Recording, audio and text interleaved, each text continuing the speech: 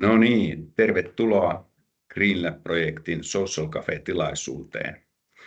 Ja mun nimi on Jouni Hytönen ja vedän tänään meidän tämän Social Cafe-tilaisuuden yhdessä Tuula Pohjolan kanssa. Minä tulen Helsinki Business Collegeista ja Tuula tulee CRNet Oy:stä, joka on erikoistunut tähän kestävään kehitykseen ja erityisesti hiilijalanjäljen laskentaan. Itse työskentelen kehittämispäällikkönä Helsinki Business Collegessa ja vastaan meidän koko projektihallinnosta.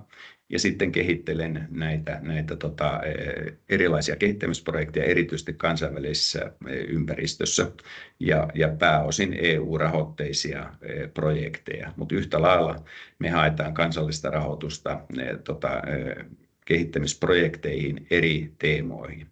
Ja nyt meillä on tämä kestävän kehityksen teema tässä tänään esillä GreenLab-projektin kautta. Tässä oma esittelyni ja mennään seuraavaksi Tuulaan lyhyesti. Kerro vähän itsestäsi. Ole hyvä. Eli Tuula Pohjola ja tämä hiilijalanjäljen laskennan väitöskirja, kuulkaa, täyttää tänä vuonna kesällä 26 vuotta. On kiva olla mukana näissä projekteissa nyt, mitä on 25 vuotta odottaa. Eli sieltähän minä ja sellaisesta juuri saatiin suhteellisen ison jäteyhtiön hiilijalanjälki laskettua. Ja tämä EU-projekti on siinä mielessä merkityksellinen, että ensimmäistä kertaa, eikö se näin Jouni ollut, niin hyväksyttiin yritys mukaan näihin. Ja se yritys on CRNet Oy. Eli siinä mielessä ehkä olemme tehneet jotakin tässä vuosien varrella oikein. Ja allekirjoittaneen vastuulla on sitten tietysti tuossa koulutusohjelmassa sekä hiilijalanjäljen laskenta että luontojalanjäljen arviointi. Minä en käytä sanaa laskenta, koska sitä ei voi laskea, se voidaan arvioida, mutta hiilijalanjälki voidaan laskea. Että ne on ne minun kaksi osa-aluettani sitten, ja Jouni sitten hoitaa tätä yleisempää kestävän kehityksen puolta siellä. Ja mielessäni olen tässä ajatellut, että meillä on hyvin pienet, ne tavallaan oli se 4 tuntia per kurssi tai jotakin tällaista, eikö se ollut Jouni? Kyllä. Joo, niin mielellään mä teen ne 4 tunnin pätkät tietysti niin kuin EU se vaatii, mutta sitten olen ajatellut, että teen niistä ihan tämmöiset kurssit ja katsotaan sitten, että jos me päästään opetushallituksen ja opetusministeriön kanssa yhteistyöhön sitten niiden levittämisestä ja tietopankin levittämisestä, että sekin on nyt sitten tuolla rakentaa. Kiitoksia Tuula ja mennään sitten meidän niin sanotusti ulkopuolisiin tahoihin ja aloitetaan vaikkapa Tiina Karmesta, ole hyvä. Joo, Tiina Karme tosiaan, kiitos, että saan olla tässä mukana, se on suuri kunnia. Etenkin olen tehnyt siis neuvonantoa, konsultointia ja kestävään kehitykseen jonkin verran perehtynyt. Ja ennen sitä tein strategiaa ja silloin oli ajatuksena, että strategia on jotain, mistä keskustellaan ja se on jotain, mitä käytännössä tehdään. Että tämmöinen kassakaappiin piilotettu hieno strategia niin on oikeastaan täysin arvoton ja hyödytön. Strategia on vaan niin hyvä kuin mitä käytännössä pystytään jalkauttamaan. Ja loikka toki sieltä kestävään kehitykseen tuntui hyvin lyhyeltä, koska sekin on jotain, mistä mielellään kaikki saisivat keskustella ja puhua. Ja myöskin jotain, mitä käytännössä tehdään, niin se on niin kuin se oma lähestyminen tähän. YK:lta on kestävän liiketoiminnan erikoistutkinto tai maisterin tutkinto, ja se ehkä niin kuin sitten värjää myöskin tätä omaa ajattelua, että itse ajattelen, että tämä on liiketoimintaa, tämä on bisnestä ja raha ei ole ollenkaan huono asia, vaan se on elinehto, jotta se on kestävää näin lähtökohtaisesti. Mutta sitten miten se temppu tehdään, kun onnistumista mitataan monesta eri näkökulmasta, eikä vaan taloudellisesta näkökulmasta, niin siinä on vielä vähän käännöstyötä. Tämä on hieno projekti, koska monet PK-sektorilla, mutta myöskin monet neuvonantajat vielä kaipaa myöskin vähän sitä tukea siitä, että miten ymmärretään nämä asiat, miten saadaan niitä sinne käytäntöön vietyä ja ennen kaikkea, miten tehdään siitä tulevaisuudesta innostava, mikä ehkä ei ole se päätapa, miten tästä aiheesta tällä hetkellä puhutaan, jos uutisia luetaan, niin semmoisella taustalla täällä tosiaan hieno projekti, hieno olla täällä ja kunnia nähdä vähän tarkemmin nyt, että mitä kaikkea täällä ollaan tehty ja miten sitten tätä voi hyödyntää tuossa, kun etenkin pieniä yrityksiä sitten pyrin tukemaan ja myöskin neuvonantajia ja konsultteja. Siinä noin, ehkä ei niin lyhyesti. Kiitoksia Tiina ja mennään sitten Kirsiin, ole hyvä. No niin, tervehdys vaan kaikille. Eli Kirsi Seppänen Saimaan ammattiopisto Samposta Lappeenrannasta. Toimin liiketalouden lehtorina ja ammatillisena erityisopettajana täällä ja edustan nyt tätä oppilaitosnäkökulmaa sitten. Taustaltani olen diplomi-insinööri ja mielenkiintoista nähdä nyt, miten tämä projekti on meille tarjonnut ja kuulla tästä raportista lisää. Ja itse myöskin raportoin ulkomaalaisista ympäristöasioista, jätteiden kierrätyksen, kiertotalouden, veden ja ilmastonmuutoksen ja energian osalta myöskin. Kiitos. Kiitokset Kirsi ja Virpi ei vielä siellä taida olla ihan aktiivisena, mutta tulee mukaan tilaisuuden edetessä. Eli Virpi Pohjola on meidän 3. edustaja täällä ja hän on toimitusjohtaja kuljetusalan yrityksestä. Joo, siis joo. Nyt voin, sori, mun täytyy aina välillä laittaa puhelinta tai ääntä pois, kun puhelin soi. Meillä on käynyt tänä aamuna sellainen pieni vahinko, että vastaan tuleva ajoneuvo on osunut meidän perävaunuun, mutta ketään ei sattunut ja perävaunuja ja noita saadaan korjattua. Ok, hieno juttu ja tervetuloa Virpi yhtä lailla myöskin tähän meidän Social Cafe-tilaisuuteen. Saatko sä muuten kameraa auki? Uskallatko laittaa? Mulla on 3 näyttöä tässä näin, että mä katson se vähän. Joo, mutta joo, eli mennään sitten tämän päivän agendalle ja tarkoitus on, että 45 minuuttia suurin piirtein veivataan tätä tilaisuutta ja mä lähden sillä, että kerron projektin taustoista ja sitten mitä me ollaan tehty tässä projektissa tähän saakka. Ja sen jälkeen meillä on 4 tämmöistä kysymystä, joista keskustellaan, ja se keskustelu on se kaikkein tärkein asia tietysti tässä. Ja myöskin se, että miten teiltä saadaan tavallaan niitä vinkkejä siihen, miten meidän projektia pitäisi viedä eteenpäin, ja onko nämä sisällöt, joita me ollaan nyt tähän mennessä kerätty ja kehitelty, niin onko ne oikeita ja kun käydään sitä opetussuunnitelmaa läpi, niin siinä pääsette kommentoimaan, että miten niitä sisältöjä tulisi ehkä säätää eteenpäin, jotta ne vastaa sitten kohderyhmään tarpeita. Ja kohderyhmä tulee tuossa esittelyssä yhtä lailla sitten käytyy läpi. Ja sitten ihan tämmöisiä teknisiä juttuja ihan tämmöistä suostumuslomakkeesta, että tämä video on sitten tuolla Sesin YouTube-kanavalla suomenkielisenä esiteltynä.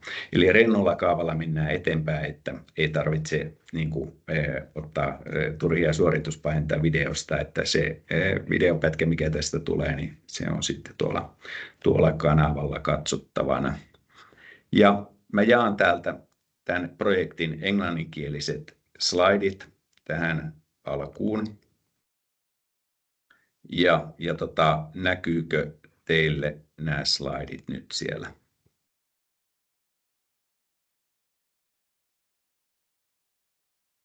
Näkyy. Ja ensinnäkin niin lähdetään liikkeelle projektipartnereista. Projektipartnereita on kaiken kaikkiaan 11 ja tässä näette listan niitä.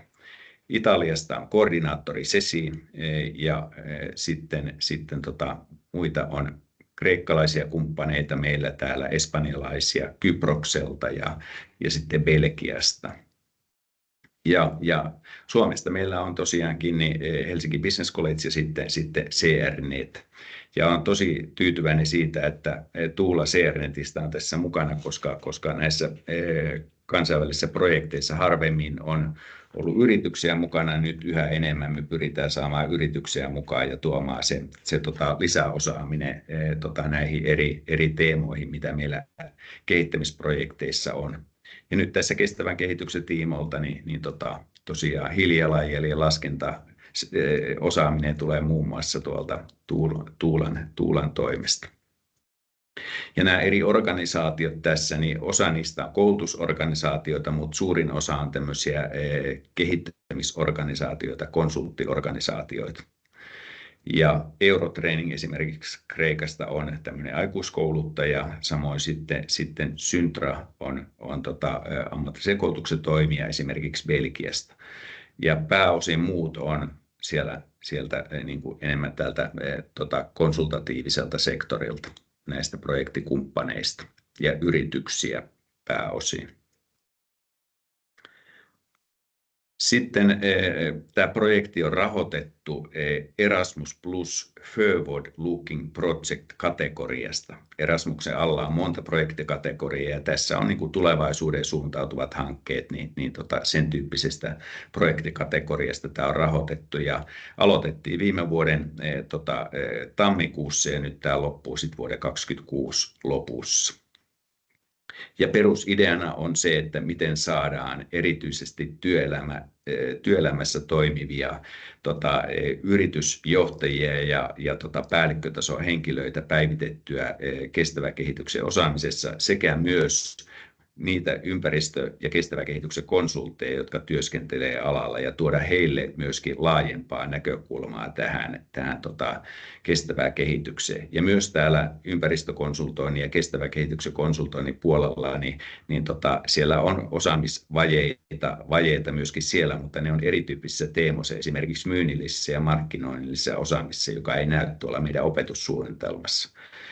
Tiina esimerkiksi kertoi tästä juuri tässä tämän päivän alussa, että tarvitsisi tämän tyyppistä säätöä sinne lisää omaan osaamispalettiin, mutta tämän tyyppisiä terveisiä me tarvitaan tavallaan myöskin tähän, että millä me saadaan säädettyä tätä kestävää kehitystä, erityisesti työmarkkinoiden tarpeista lähtien, niin entistä paremmin tiedetään, miten asioita vietäisiin eteenpäin yrityksessä, kun kestävää kehitystä edistetään.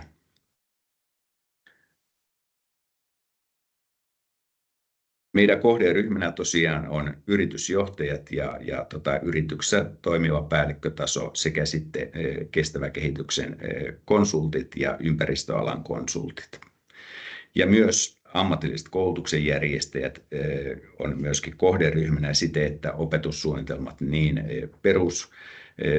näissä ammatillisissa tutkinnoissa olisi ajan tasalla, samoin kuin että siellä jatkuvan oppimisen puolella eli aikuiskoulutuksen puolella, että siellä saataisiin myöskin tarjontaan mukaan kestävän kehityksen teemat mahdollisimman pitkälti. Ja myöskin yhtä lailla siellä on mahdollista myöskin räätälöidä markkinaehtoisia tuotteita tämän kestävän kehityksen tiimoilta. Ja yhtä lailla vielä viimeisenä tämmöisenä kohderyhmänä meillä on nämä poliittiset päätöksentekijät ja halutaan, että sitä kautta myöskin tämä viesti menee eteenpäin, että kentällä ammatillisen koulutuksen parissa tehdään tämän tyyppistä kehittämistyötä yhteistyössä yritysten kanssa. Ja tavoitteena meillä on löytää työelämässä tarvittavia kestävän kehityksen taitoja tämän projektin kautta ja tuoda ne opetussuunnitelmiin ja mahdollisesti jopa aina sinne markkinaehtoisiin tuotteisiin saakka.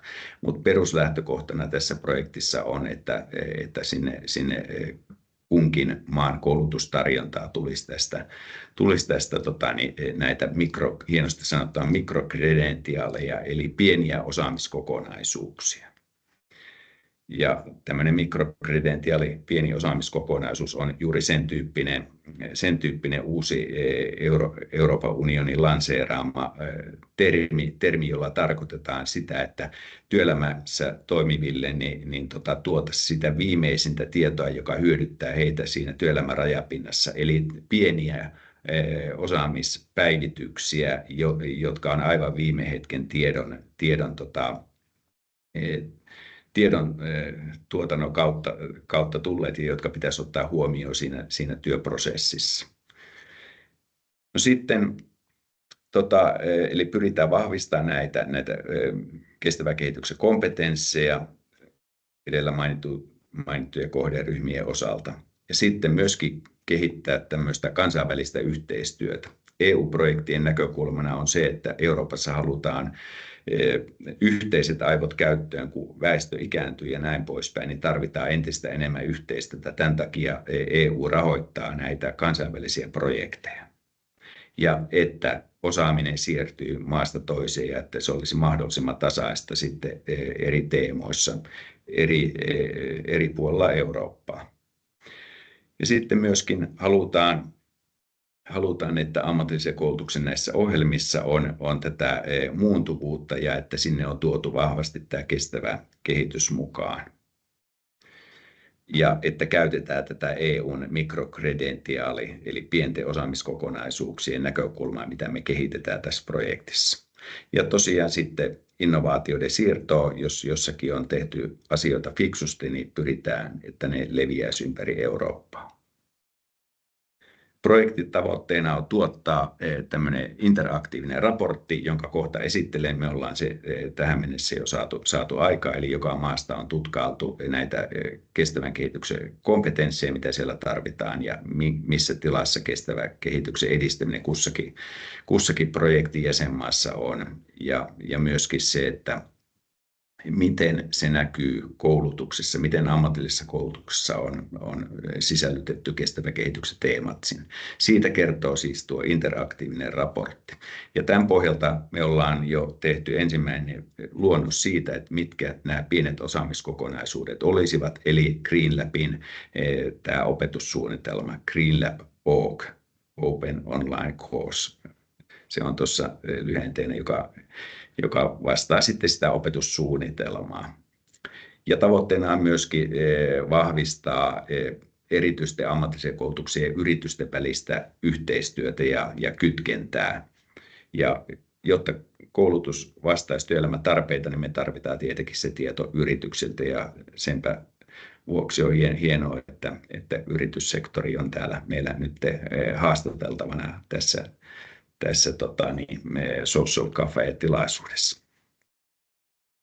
Tässä on sitten, mä lähetän teille myöskin nämä slaidit myöhemmin, niin päästä katsoa meidän LinkedIn-sivustoa ja tykkäämään siellä sivustosta. Ja samoin sitten verkkosivustolla päästä katsoa, että miten me tiedotetaan tavallaan tämän projektin tuotoksista ja etenemisestä.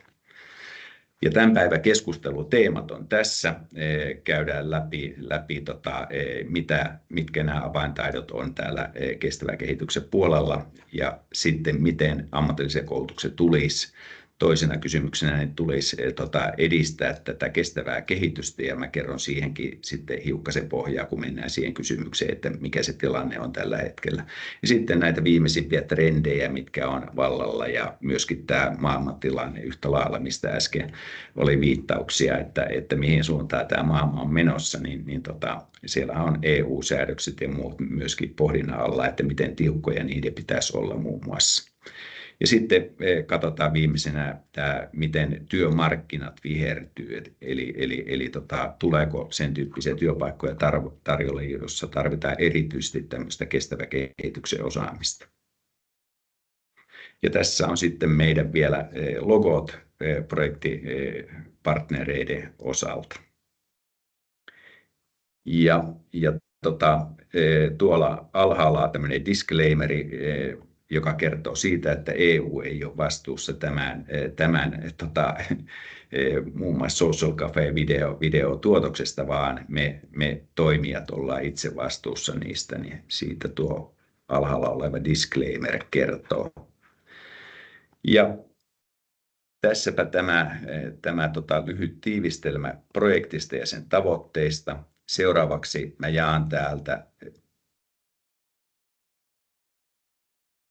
tämän Skillful Report-osion, eli näkyykö sinne jako? Näkyy. Eli tämä on sitten se lopputulema siitä Skillful Reportista, eli tämmöistä ammattitaitoraportista, mitä kestävän kehityksen osaamista tulisi tai sanotaanko, että mikä se tilanne on kussakin jäsenmaassa tämän kestävän kehityksen osalta ylipäänsä työmarkkinoilla ja samoin sitten miten kussakin maassa koulutus niin korkeakouluista aina sinne ammatilliseen koulutukseen toteuttaa tätä kestävän kehityksen niin kuin teemutusta ja miten se näkyy siellä sisällöissä koulutuksessa. Siitä kertoo tämä raportti ja siellä on maittain käyty läpi nämä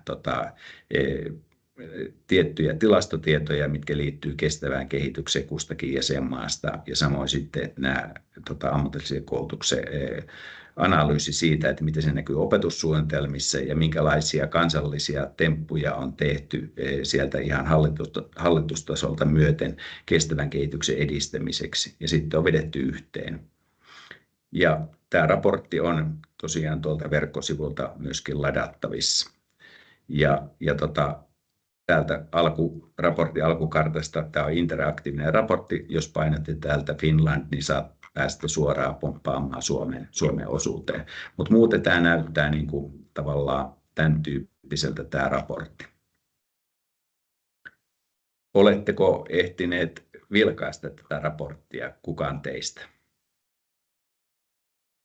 Siellä on Tiina ainakin katsonut ja Kirsi, mites on? Onko tullut näin ja näin? Hyvin vähän, tämä tuli hyvin pikaisella aikataululla tämä pääsy tänne. Ja Virpi ei varmaan ole ennättänyt katsoa. En ole ehtinyt. Mutta löytyy tosiaan, niin sitten mä laitan tämän yhtä lailla niin siihen materiaalipakettiin ihan suoraan sähköpostiin, niin pääsette nopeasti vilkaisemaan, niin ei tarvitse mennä mihinkään eri alustoille, niin päästä katsoa vähän näitä tuotoksia. Ja Suomen osalta voisi nopeasti tässä napata, mäpä nappaan sen tuolta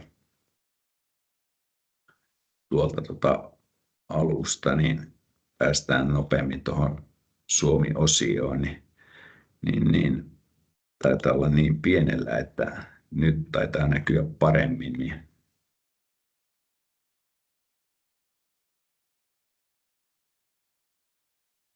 tästä lähtee tämä Suomi-osio, eli tämä, miten nämä vihreät työpaikat jakaantuu Suomessa, niin me ollaan muiden tutkimusten pohjalta tehty analyysiä siitä, että miltä se näyttää Suomessa tuolla hetkellä, kun me tehtiin tätä tutkimusta viime vuoden keväällä.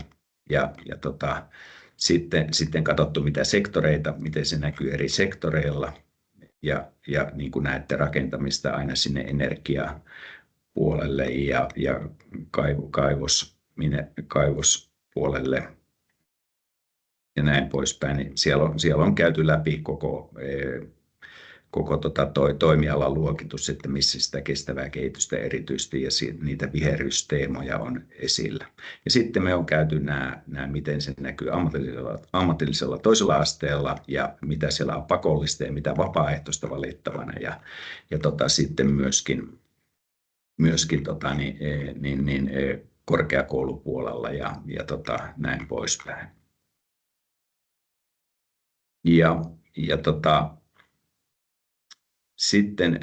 Sitten voitte tutkailla tätä tarkemmin niin kun teillä on sopivasti aikaa.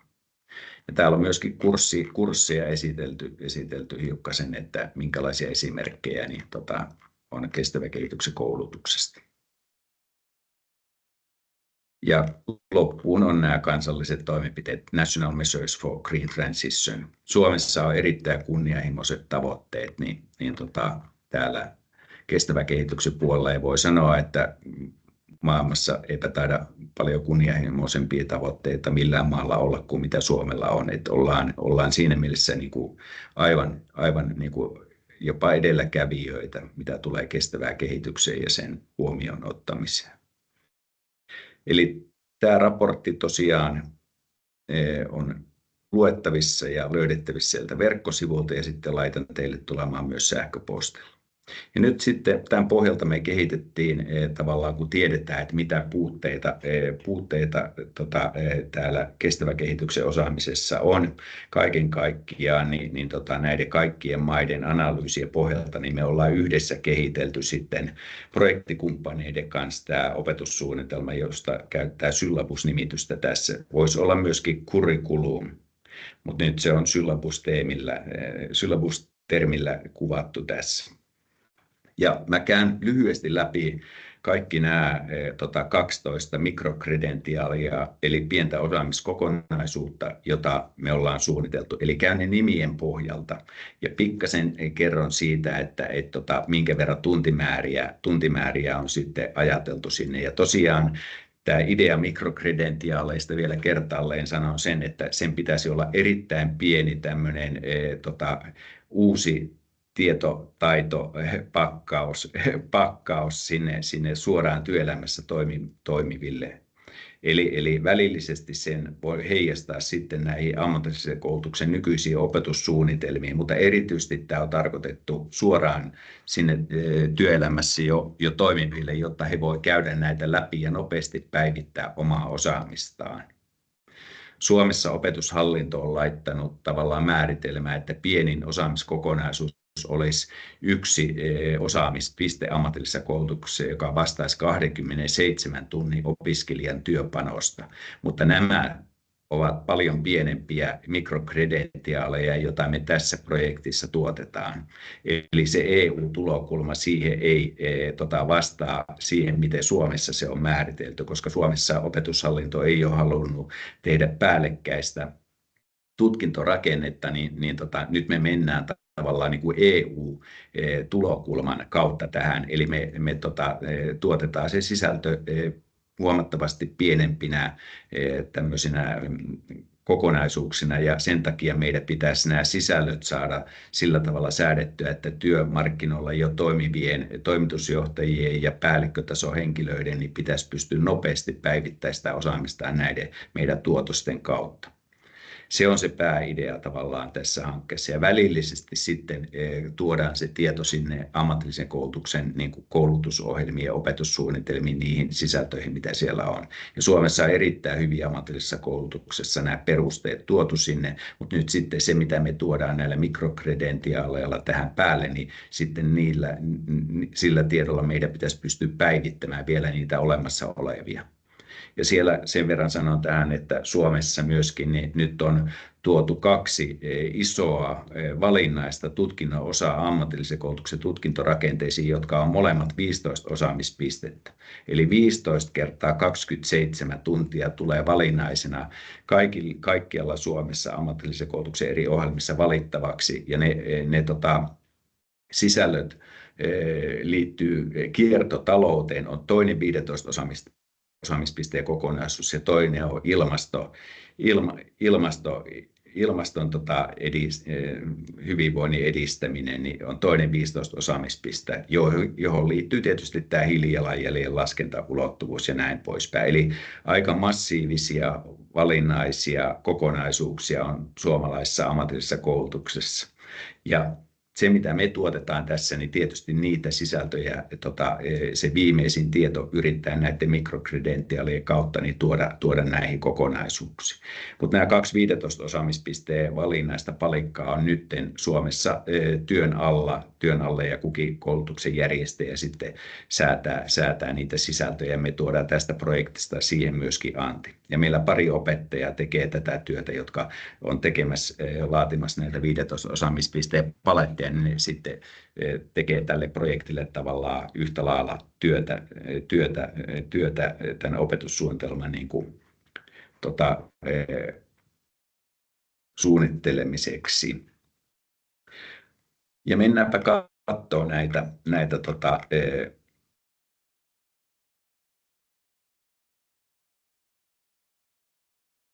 opintoja täällä, eli mikrokredentiaaleja, toisin sanoen pieniä osaamiskokonaisuuksia. No ensimmäisenä meillä on täällä pehmeät taidot, eli kaikille yritysjohtajille ja päällikkötasohenkilöille erityisesti, ja sitten kohdennettuna niin olisi ensimmäinen mikrokredentiaali, eli pieni osaamiskokonaisuus, strateginen viestintä ja sidosryhmähallinta. Eli miten pystytään viestimään näistä asioista mahdollisimman hyvin ja miten kokoamaan sen oman organisaatiotoiminnan kannalta oleelliset sidosryhmät yhteen ja viestimään heille ja tuomaan mukaan oma panos.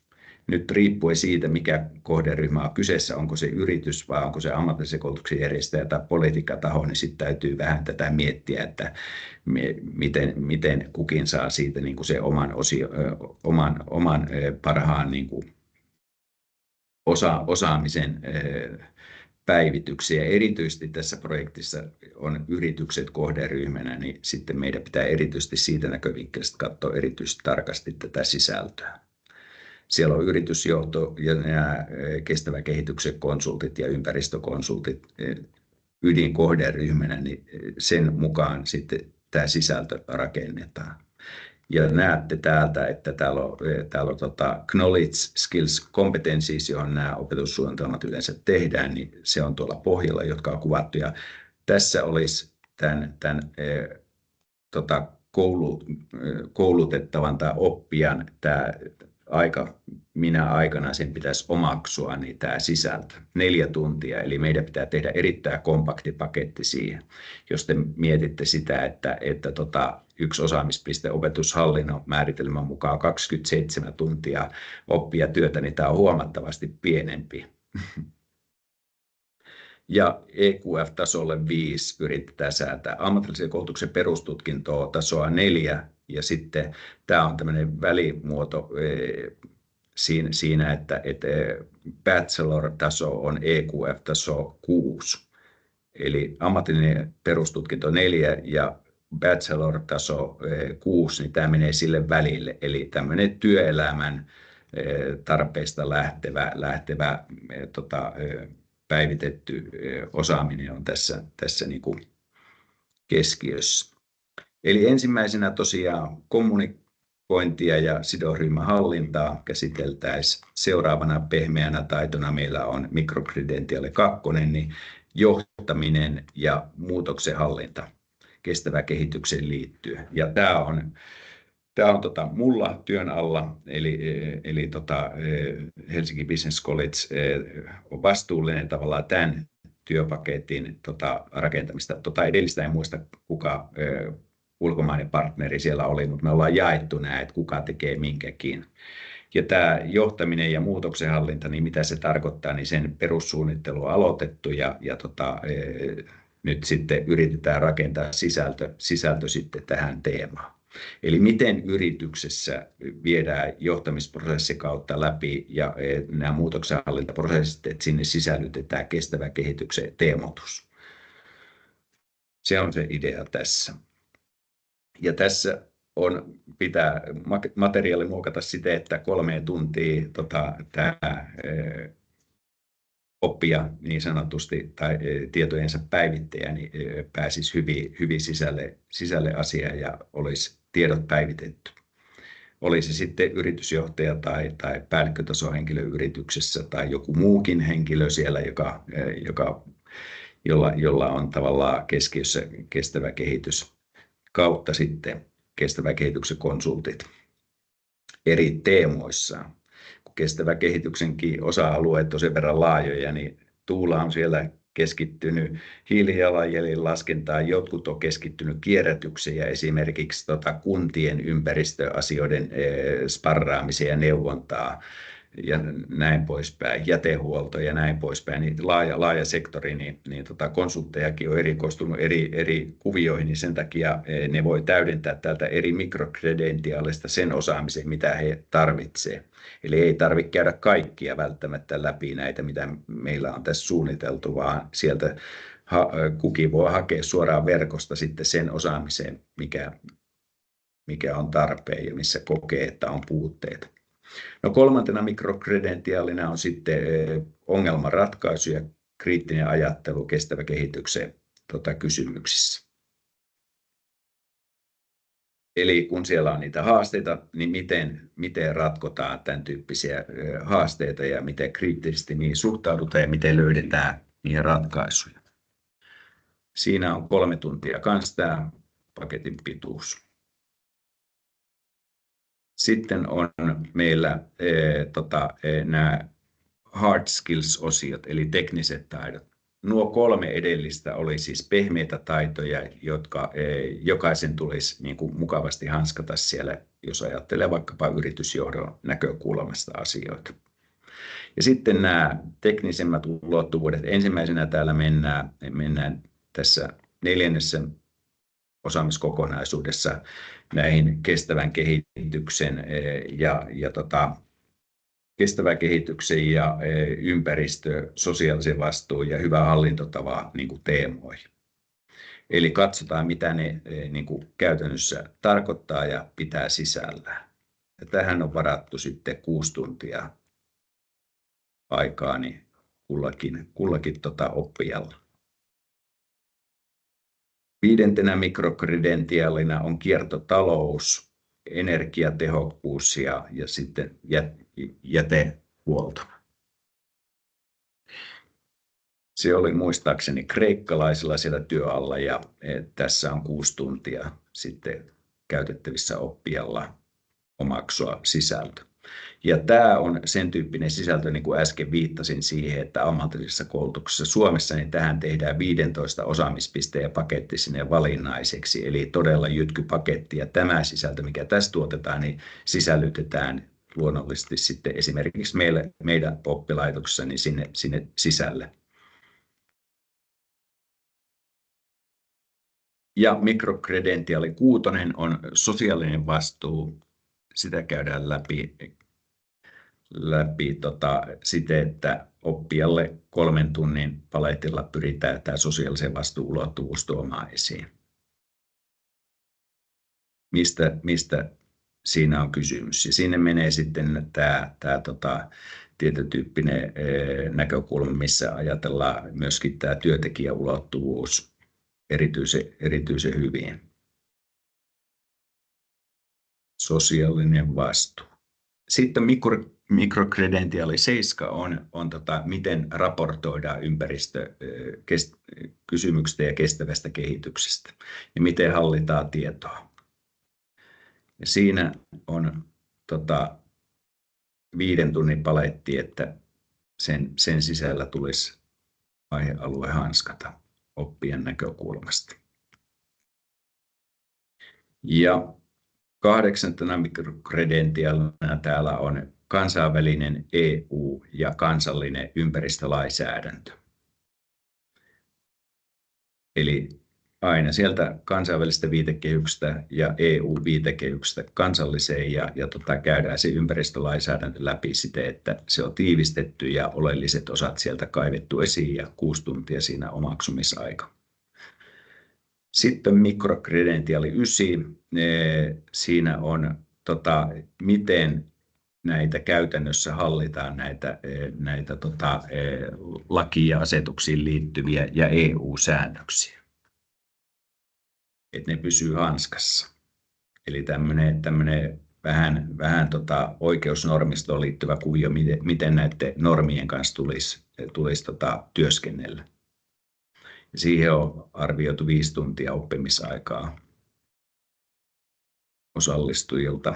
Sitten on mikrokredentiaali 10, joka on Tuulalla CRNetistä niin suunnittelussa ja teemana Digital Tools for Environmental and Sustainable Monitoring. Eli miten nämä digitaaliset välineet tuodaan tänne kestävän kehityksen arviointiin. Ja täällä me tullaan käsittelemään niin kuin, tavallaan tätä hiilijalanjäljen laskentaa ja sitten samoin tätä luontojäljen arviointia, niin kuin Tuula totesi. Ja tämä on sitten Tuulalla suunnittelun alla. Eli aika monelle yritykselle siellä Tuula laskee hiilijalanjälkiä ja se on aika kovaa osaamista vaativa osaamisalue. Luontojalanjälki liittyy esimerkiksi näihin raakkutuhoihin ja näin poispäin. Esimerkiksi se, että miten arvioidaan sitä vahinkoa, mikä on tapahtunut niin taloudellisessa mielessä. Ja tiedätte, että Suomessahan on ja kansainvälisestikin niin, hinnoiteltu erilaisia eläimistö, kasvisto, kalat ja näin poispäin. Niillä on tietyn tyyppinen arvo, että jos onnistuu tuhoamaan sellaisen niin mikä on korvaus sitten tämän tyyppisestä. Tai sitten jos on isompi luontokatastrofi, niin miten määritetään siitä luonton jalanjäljen arvioinnin kautta niin korvaus. Tähän on varattu 5 tuntia aikaa, että aika tiivis paketti on sekin. Sitten mikrokredentiaali 11, niin siellä me käydään läpi näitä tuotemerkkejä ja näitä labeleita, minkälaisia ympäristömerkkejä on EU-tasolla ja millaisia eri jäsenmaissa, mitkä tämän projektipartnerina on. Ja sitten ihan viimeisenä, joka ei ole varsinaisesti mikään tämmöinen soft tai hard skills, eli pehmeä tai kova osaamisalue, niin on se, että me määritetään nämä EU-resurssit, mitä tietoa EU-tasolla on löydettävissä ja mistä, eli siitä tehdään tämmöinen oma kokonaisuutensa. Lifelong Learning and EU Resources for the Green Transition. Eli miten EU:ssa asiaa on käsitelty ja lähestytty ja pyritään löytämään ne kaikki lähteet, että kukin oppija voisi lähteä tarkentamaan sitä, että mitä EU-tasolla on säädetty asioista. Tässäpä tämä kokonaisuus kaiken kaikkiaan ja kaikkiaan varsinaisesti niin 12 tämmöistä mikrokredentiaalia me sitten luodaan tässä projektissa. Ja nyt mä lopetan tuon jaon tuosta, miltä tämä kuulosti teistä.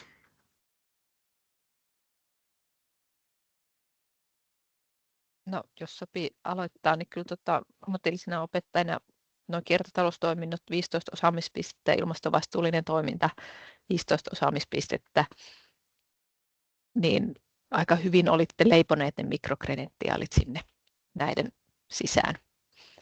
Ja näähän on tosiaan aika läpileikkaavia teemoja nyt tässä toisen asteen koulutuksessa. Kestävä kehitys, energiaresurssiviisaus, ergonomia ja sitten tietosuoja ja tietoturva. Niin näitä asioita on hyvin sisällytetty minusta tässä projektissa ja tuotu esiin. Pilkottu ikään kuin pienempiin teemoihin. Oikein selkeä. Kiitos. Kiitos.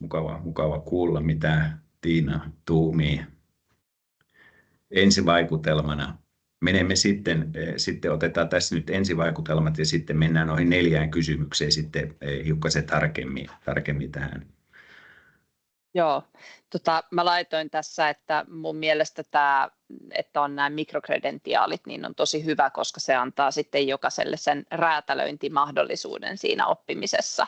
Et joskushan se voi olla, että se paketti on niin iso ja sitten ajatellaan, että täällä on semmoista, mitä jo osaan ja niin kuin kuluu turhaa aikaa, niin tämä on mun mielestä niin kuin todella viisas lähestyminen. Ja sitten, että se tuntimäärä ei ole päätä huimaavaa, niin se on tosi kiva. Se, mitä tuossa jäin näin alkuun miettimään, on se, tai pohdin tässä, että miten me varmistetaan, että myöskin ne, jotka ei välttämättä ole nähnyt valoa tämän asian suhteen, että tämä niin kuin päätyisi myöskin heidän agendalle. Ja luulen, että siellä on aika semmoinen iso massa, joka ei niin kuin näe tämä hyödyllisenä tai siellä usein keskustellut aiheet, niin siellä on jotain muuta agendalla ja tämä saattaa sitten tipahtaa aika pitkälle sinne alaspäin. Ja se olisi niin kuin varmaan semmoinen hyvä, että miten sä saat sitä, niin kuin sitten ne taas, jotka ehkä on valveutuneita ja käy näitä koulutuksia, niin se, että siellä näkyisi, että miten sä sitä vaikutustyötä siellä teet niin, että mahdollisimman moni innostuisi tästä, niin se oli semmoinen, mitä jäin miettimään, että voisikohan jossakin noissa mikrokredentiaaleissa olla vahvasti mukana tämä, että miten sä saat ne mukaan, jotka ehkä on kriittisiä tai on sitä mieltä, että toi on tuommoisten puunhalaajien ja siilien pelastavien ihmisten hommaa ja mä teen tässä näitä muita asioita. Niin ehkä semmoiset näin päällimmäisenä. Mutta siis hienoa työtä ja mun mielestä tässä on paljon, aivan mielettömän paljon olette saanut sisällytettyä näihin. Mukava kuulla, ja tuo on hyvä huomio tuo, että miten ne, jotka eivät vielä ole päässeet jäljille, ne yritykset erityisesti, miten ne saadaan. Senpä takia tämä sidosryhmähallinta, tämä communication and stakeholder management on siinä aivan ensimmäinen mikrokredentiaali. Esimerkiksi meidän osalta sehän on aivan kriittinen ammatillisen koulutuksen järjestäjän näkökulmasta, miten me saadaan yritykset jotenkin niin kuin sidottua mukaan, että he löytää tämän meidän materiaali, mikä me on tuotettu, miten me kerrotaan heille, niin meillehän tämä on erityisen tärkeä. Samoin sitten yhtä lailla, Tiina, sinne sun yritykselle ja konsultointikuvioihin, niin yhtä lailla, miten sä löydät ne tahot, mitä kautta, mihin viestiä ja miten kommunikoida, niin tämä on ydinkysymys. Senpä takia se onkin siellä ensimmäisenä mikrokredentiaalina. Mutta tämä, että miten se jalkautetaan ja miten se sisältö rakentuu, niin kunkin täytyy sitten ottaa koppia. Oli sitten yritys tai ammatillisen koulutuksen toimija ja näin poispäin, niin se täytyy vaan siitä oman organisaation näkökulmasta ottaa se koppi. Mitäs Virpi tuumii? Joo, hyvin monipuoliselta näytti. Että ja tämähän on niin kuin esimerkiksi meidän alallahan tämä nyt on niin kuin nämä asiat että kovin akuutteja, että, että lisätiedon tarvetta varmaan on. Että kyllähän se. Tulisiko mieleen Virpille, että minkä mikrokredentiaali siellä kävisit ensimmäisenä läpi? No täytyy myöntää, että tuo EU-juttu on kyllä se, että koska meille kaikki niin kuin kumminkin tulee. Mä jossain 2019, kun käytiin Brysselissä ja siellä sanottiin, että autoihin tulee tämmöiset nokat, joilla tuulen vastusta vähennetään, niin kuulosti tosi kaukaiselta. Ja nythän se menee se kuljetuskaluston mitoitus esimerkiksi sillain, että se etuakselista eteenpäin, niin sitä ei enää lasketa siihen auton mittaan, että siihen annetaan niin kuin vapaat kädet, että miten sitä ilmanvastusta ja polttoaineen kulutusta saadaan sitten vähennettyä, tai sitten joku jättösiivekkeet perävaunun taakse, niin kyllähän toi EU kumminkin, sieltä tulee tosi paljon meidän alalle, ja mikä on niin kuin se, että nyt vähän meidän alan ongelmiin näistä, että kun esimerkiksi Suomessahan tehdään paljon nyt, että biokaasun eteen töitä, että se on vaihtoehtoinen polttoaine täällä, niin, mutta kun Euroopassa se on vähän se kysymys siinä vielä, että miten ne ratkaisee, koska niiden mielestä kaasu ei ole liikenteelle, vaan se on teollisuudelle ja lämmitykseen. Että mä ehkä aloittaisin siitä EU-osiosta. Joo, kiitoksia. Nyt mä teen sillä tavalla, että mä otan nuo meidän originaalit slaidit projektiesittelystä ja käydään niitä kysymyksiä hiukkasen läpi tähän loppuun, ja tämä varsinainen keskusteluosio niin sitten tästä käynnistyy. Eli täältä mä laitan sitten nämä kysymykset.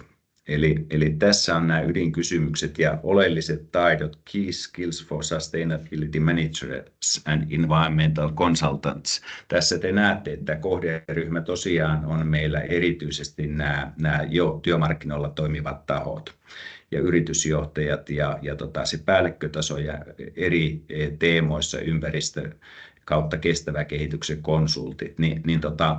Tuleeko teille mieleen, että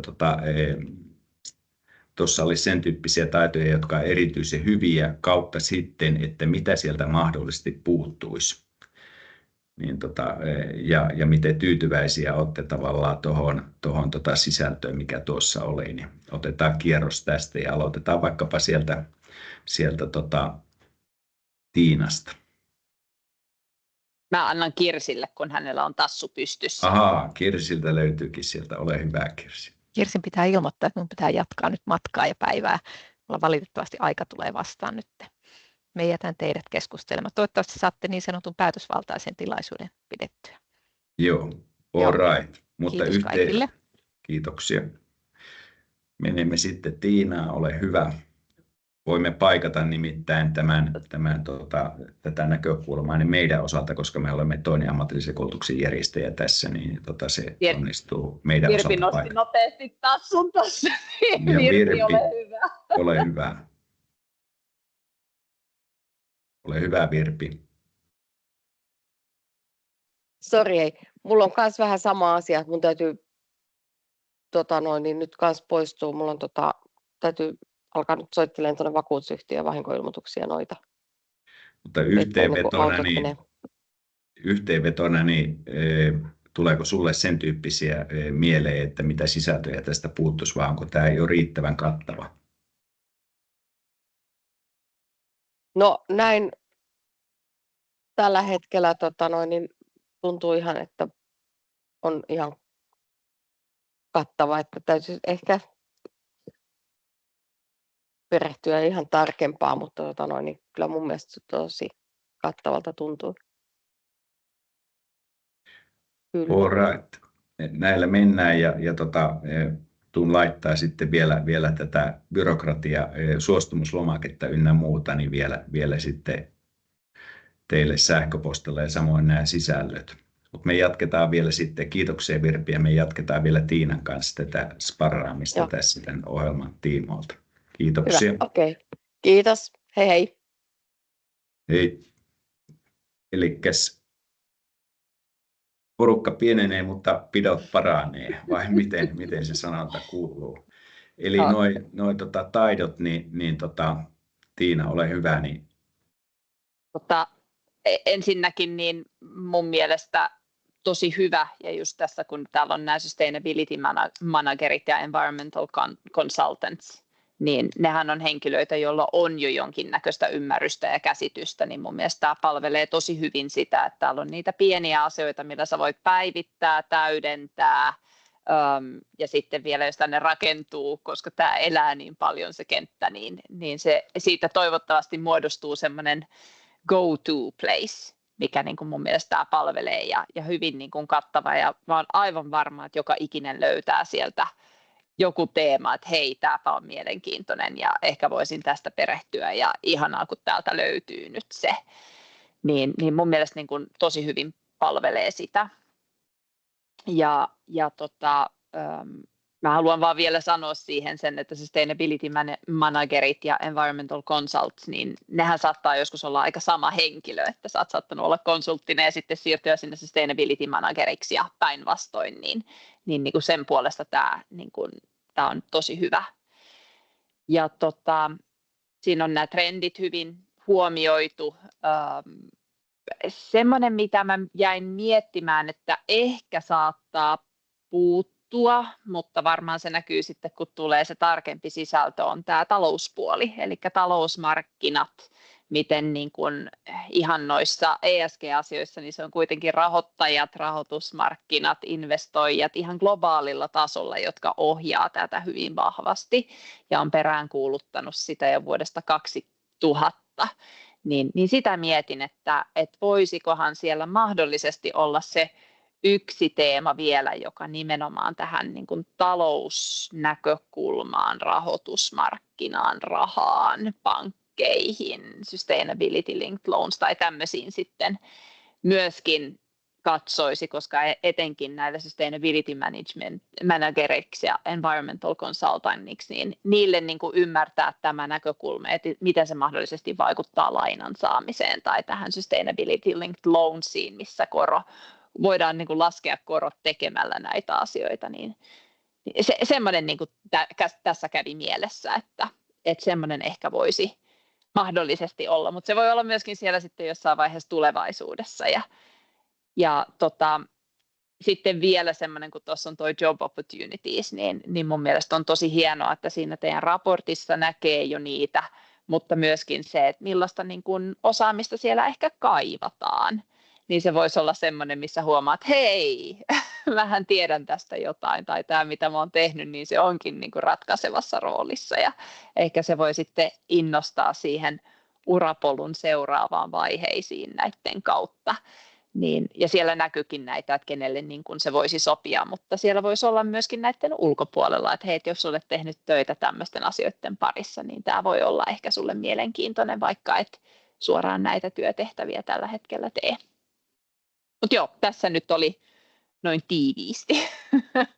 Joo, kiitoksia. Ja tuo talous- ja markkinointinäkökulma, ja tämä tuolta puuttuu, että pitää ottaa keskusteluun se sitten tuolla projektiryhmässä, että miten sen osalta tehdään. Ja Markus Penttinenhän olisi ollut erittäin hyvä tässä kommentoijana nyt tähän teemaan, koska hän on miettinyt nimittäin yritysten rahavirtojen näkökulmasta, että miten tehdä kannattavaksi se, että nämä vihreät arvot huomioidaan erityisen vahvasti siellä talousvirta-ajattelussa, ja mitä se tarkoittaa, että kun yritys markkinoi oikealla termeillä ja totuudenmukaisesti kuvioista, ja että mitä on tehty, niin se välittyy sitten. Et huomasin eilen uutisista, että UPM-10 muun muassa ensimmäisenä taisi olla, en tiedä globaalisti vaiko Euroopassa, niin oli lanseerannut tällaisen, miten he kertoo tuotteiden jalanjäljestä, miten se on syntynyt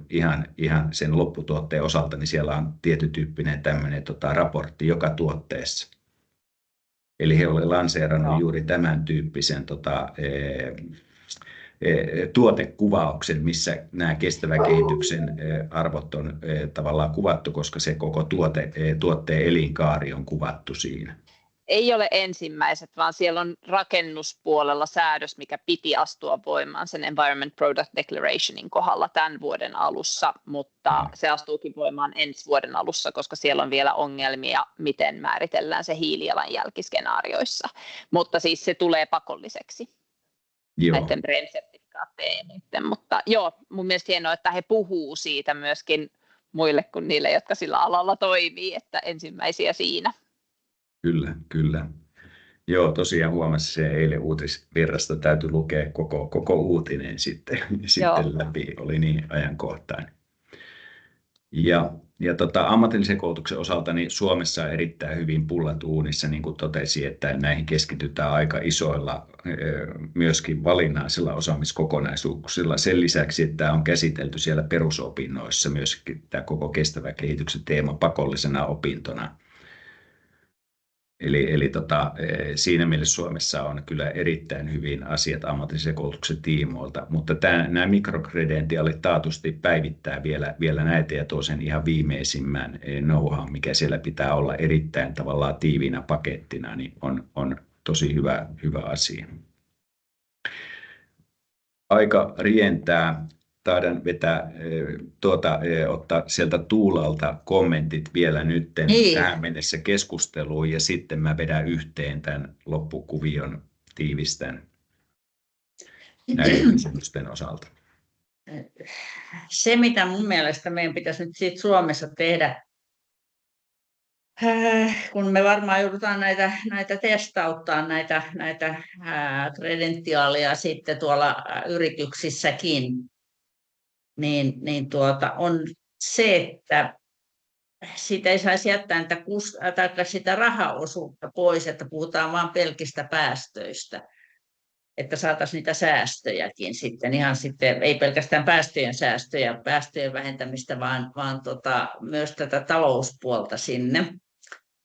Ja se, mä nimittäin, anteeksi vaan myöhästyin sen verran, mutta meillä oli tämä kohtuullisen iso jäteyhtiö, mitä nyt klousattiin, ja toimitusjohtaja oli ihan mukana pysyjä, hyviä kysymyksiä, mutta oli vähän hämmästynyt siitä, kuinka tarkkaan olimme analysoineet heidän liiketoimintansa laskemalla hiilijalanjäljen.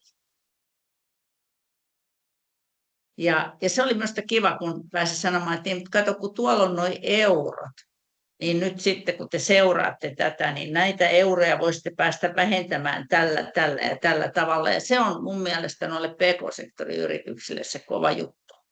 Että ne ensinnäkin saa sen oman toimintansa niin kuin jollakin lailla paperille, mutta näissä asioissa, mutta myös se, että siellä ne eurot keuhkaa. No olihan siinä 50 sivua päästöraporttia yritykselle, että olihan siinä kyllä aika paljon. Se oli melkein pelkkää numerologiaa sitten se viimeiset 30 sivua siellä. Mutta mun mielestä talousnäkökulmaa ei auta jättää tästä ympäristöhommasta kyllä erikseen, koska se on ainoa, mikä saa kuitenkin sen yrityksen tekemään niitä, kun niillä on edes mahdollisuus joskus vähän tehdä taloudellisemminkin paremmin niitä asioita. Se, että päästöt vähenee, mutta sitten tulee niitä säästöjä.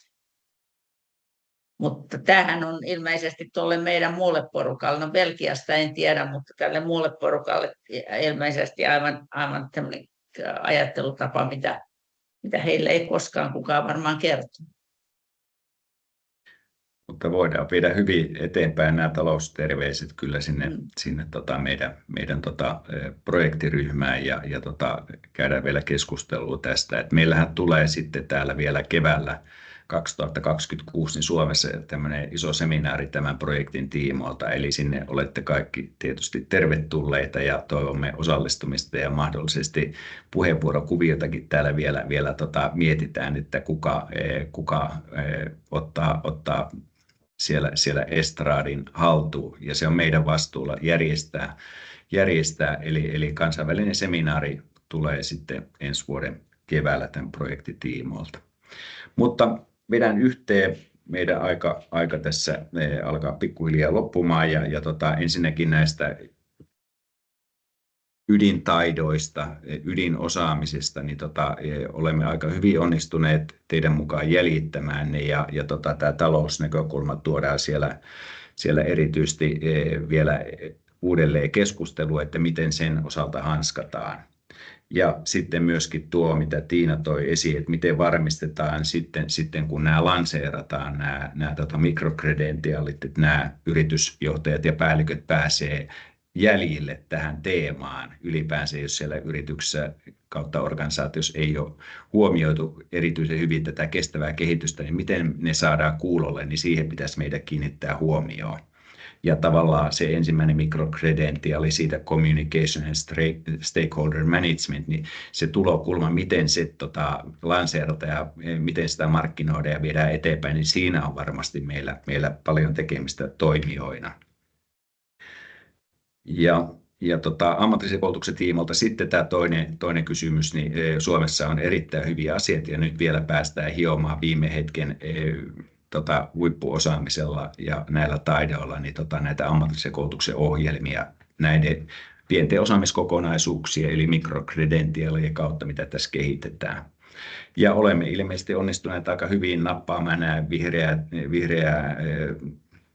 vihreä siirtymään liittyvät trendit myöskin tähän nyt mukaan.